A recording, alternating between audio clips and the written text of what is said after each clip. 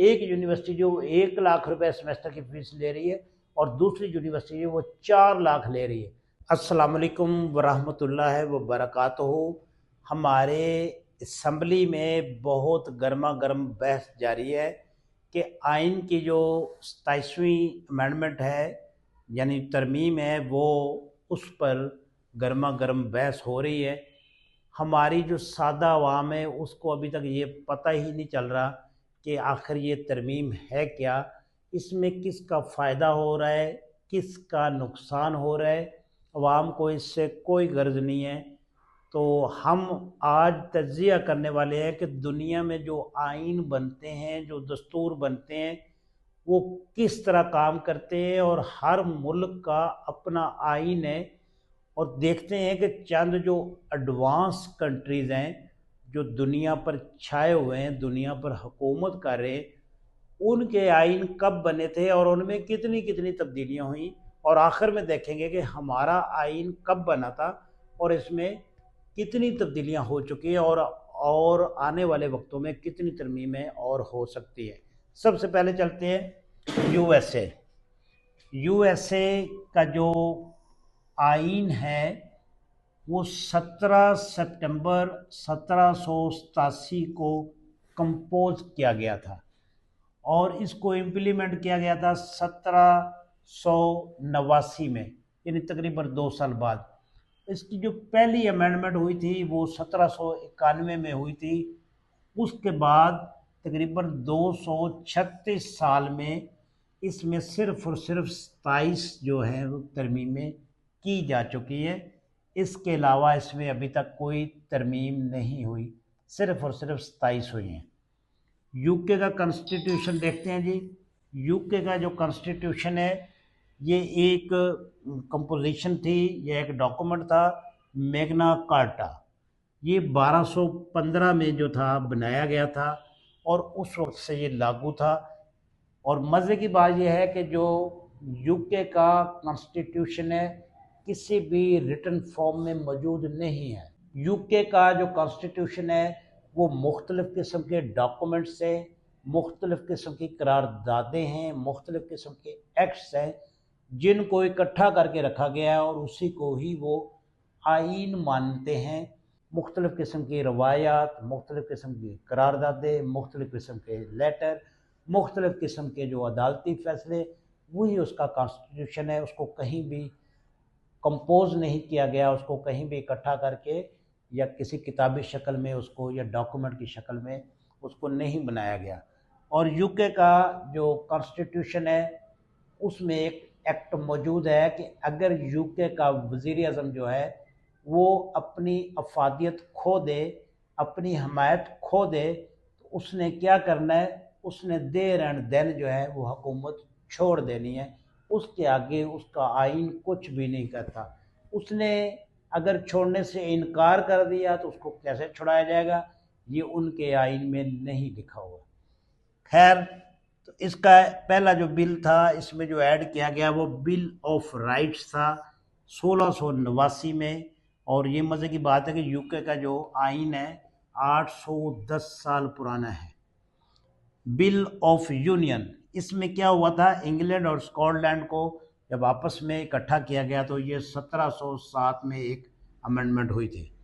اس کے بعد ڈیولیشن، یہ کون سا معاہدہ تھا، یہ ہے اسکاٹ لینڈ، ویلز اور آئرلینڈ، ان تینوں کو جب اختیارات دیے گئے یا ان کو کچھ سہولتیں دی گئیں یا ان کا اتحاد ہوا تو یہ 1911 اور 1949 میں یہ امینڈمنٹ جو ہیں اس میں داخل کی گئی۔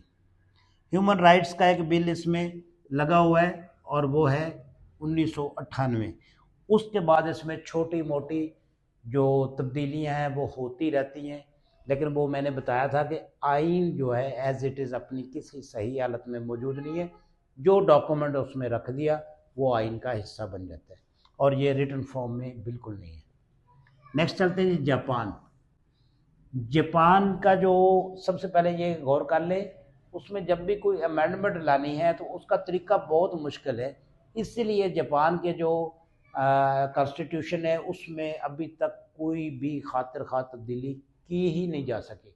اس کا طریقہ میں بتاتا ہوں۔ 2/3 میجارٹی آپ کو پارلیمنٹ میں چاہیے، اور پھر عوامی ریفرینڈم ہوگا جس میں 2/3 میجارٹی آپ کو چاہیے۔ وہاں پر ووٹ ہماری طرح نہیں پڑتے، وہاں پر بالکل فیئر اور صاف طریقے سے ووٹ پڑتے ہیں، اس لیے عوامی جو ہے حمایت حاصل کرنا بہت مشکل ہے، کیونکہ وہاں کے عوام جو ہے باشعور ہے، پڑھے لکھے ہیں، اچھا برا سمجھتے ہیں، وہ صرف انگوٹھا نہیں لگاتے۔ اس لیے اس کو دیکھیں، یہ ان کا ایک کانسٹیٹیوشن تھا میجی۔ میجی جو ہے وہ 1889 میں لاگو تھا۔ اس کے بعد کیا ہوا کہ جب جنگی حالات میں جاپان چلا گیا 1945 میں، جب جنگ وغیرہ کا سلسلہ چل رہا تھا، اس کے بعد انہوں نے اپنا جو آئین تھا، وہ جو میجی کانسٹیٹیوشن تھا، اسی سے انہوں نے اس کو دوبارہ ریفارم کیا 3 مئی 1946 کو، اور اس کو لاگو کیا 3 مئی 1947 کو۔ آج تک جاپانی جو کانسٹیٹیوشن ہے اس میں کوئی تبدیلی نہیں کی جا سکی۔ میں نے وجہ بتا دی تھی کہ پارلیمنٹ کے ساتھ ساتھ عوام کی جو حمایت ہے وہ بھی ضروری ہے، اور وہ بھی 2/3 کی، اس لیے اس میں کوئی امینڈمنٹ نہیں کی جا سکتی۔ اور اس میں ایک آرٹیکل 9 ہے، آرٹیکل 9 جاپان کے کانسٹیٹیوشن کا، وہ یہ کہہ رہا ہے کہ نو وار تھریٹ نو آرمی۔ جاپان جو ہے وہ کسی بھی جنگ سے دستبردار ہوتا ہے، اور کوئی بھی آرمی جو ہے اس کو مطلب کسی قسم کی جنگ میں دھکیلنے سے بھی دستبردار ہوتا ہے۔ تو یہ ہے جاپان کا کانسٹیٹیوشن۔ آگے چلتے ہیں آسٹریلیا۔ آسٹریلیا کا جو کانسٹیٹیوشن ہے وہ 1 جنوری 1901 کو نافذ ہوا، اور اس میں جو ہے 45 امینڈمنٹ کی جو سجیشن تھی وہ پیش کی گئی، ان میں صرف اور صرف 8 منظور ہوئی ہیں، اور 37 جو ہیں وہ ریجیکٹ ہو گئی۔ آسٹریلیا کا جو آئین ہے اس کی حمایت یا اس میں جو تبدیلی کرنا ہے وہ بھی بہت مشکل ہے۔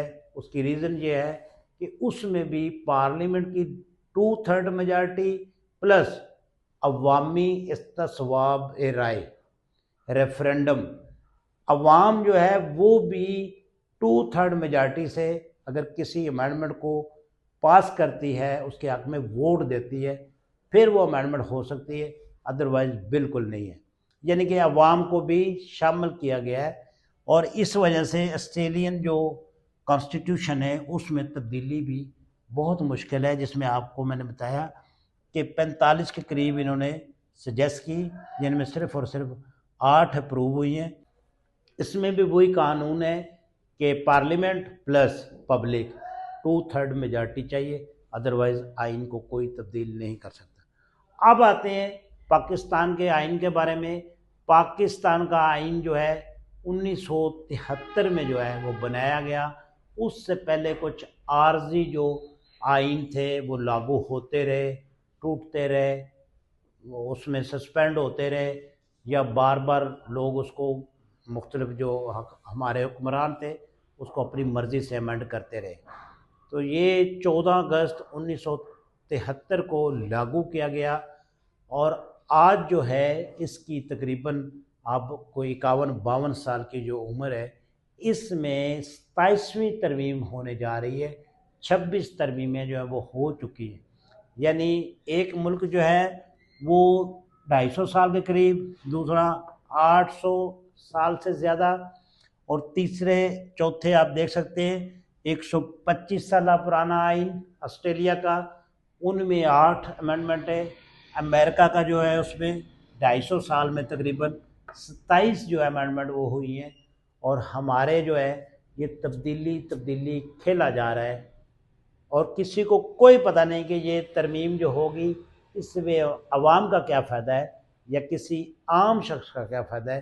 اس میں جن کے فائدے ہیں وہی اس پہ سوچ سکتے ہیں، وہی اس پہ بحث کر سکتے ہیں، اور عوام جو ہے اس کو تو شامل ہی نہیں کیا گیا اس سارے پروگرام میں، تو عوام جو ہے اس کو اس سے غرض بھی کوئی نہیں ہے۔ عوام کہتی ہے چھوڑو جو مرضی ہو جائے، ہم نے اپنی روزی روٹی کرنی ہے، اپنا ہم نے کھانا ہے، اور بڑے افسوس کے ساتھ کہنا پڑ رہا ہے کہ اس میں کوئی بھی ایک ایسی شک شامل نہیں ہے جس میں یہ کہا گیا ہو کہ پاکستان میں جو یونیورسٹیز ہیں، جو کالجز ہیں، یا کچھ جو ڈاکٹر حضرات ہیں، کچھ ہاسپٹل ہیں، کوئی کلینکس ہیں، کہ اس کے بارے میں عوام کے کیا رائٹس ہیں، عوام کے کیا حقوق بنتے ہیں، کہ اگر ایک یونیورسٹی جو 1 لاکھ روپے سمیسٹر کی فیس لے رہی ہے اور دوسری یونیورسٹی وہ 4 لاکھ لے رہی ہے، تو ایسی کوئی شک شامل نہیں کی گئی۔ آپ پریشان بالکل نہ ہو، آپ صرف انجوائے کریں، اور جو ہی الیکشن آئے گا تو آپ نے پھر ڈھول ہوگا، باجے ہوں گے، ہم ہوں گے، ناچیں گے، گائیں گے، یہ میرا لیڈر ہے، یہ میرا لیڈر ہے، یہ میری پارٹی ہے، یہ میری پارٹی ہے، یہ بہت اچھی ہے، یہ بہت زبردست ہے، اس نے یہ بنا دیا، اس نے موٹر وے بنا دیا، اس نے فلاں بنا دیا، اس نے لنگر خانے بنا دیے، اس نے ہسپتال بنا دیے، اس نے فلاں بنا دیا۔ ہم صرف اور صرف اسی بات پہ خوش ہیں، ہمیں اور کوئی غرض نہیں ہے۔ ہمارا آئین جو ہے، آئین نام کی کوئی چڑیا ہے، کسی عوامی بندے کو پتہ ہی نہیں ہے کہ آئین ہوتا کیا ہے، اس کا مقصد کیا ہے۔ حالانکہ آئین کہتا ہے کہ پاکستان کے جو عوام ہیں ان کی صحت، ان کی تعلیم، ان کی یہ بنیادی جتنی بھی سہولتیں ہیں وہ فری آف کاسٹ جو ہے وہ حکومت پاکستان دے گی۔ اور ابھی تک آپ یہ بتائیں کہ کسی بندے کو آج تک مفت تعلیم ملی ہو، مفت دوائیاں ملی ہوں، مفت راشن ملا ہو؟ کچھ بھی نہیں ملا۔ پھر بھی ہم لوگ جو ہے ہم ناچ رہے ہیں، جی میری پارٹی ہے، میری پارٹی ہے، میری پارٹی ہے۔ سوچئے گا ضرور کہ ہمارا آئین ہمیں کون کون سے حقوق دیتا ہے۔ یہ اگر ویڈیو آپ کو اچھی لگی ہے تو اس کو شیئر کر دیں۔ بہت شکریہ۔